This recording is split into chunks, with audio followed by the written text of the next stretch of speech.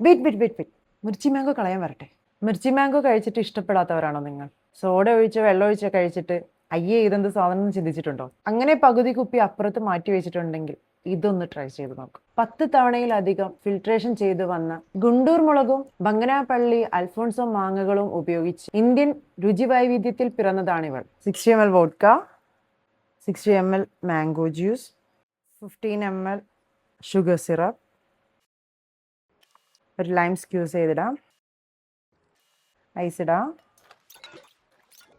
Ice നമുക്ക് full ice ഇട്ട് വെക്കാം കേട്ടോ. സ്പ്രൈറ്റ് നമുക്ക് ടോപ്പപ്പ് ചെയ്യാം.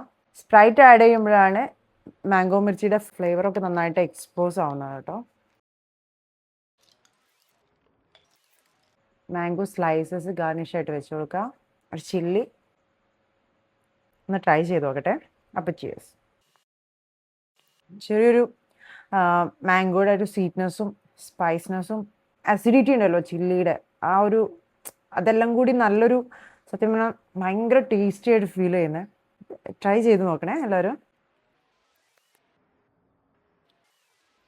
അപ്പം കോക്ടെയിലാണ്. Have a healthy drink. Cheers.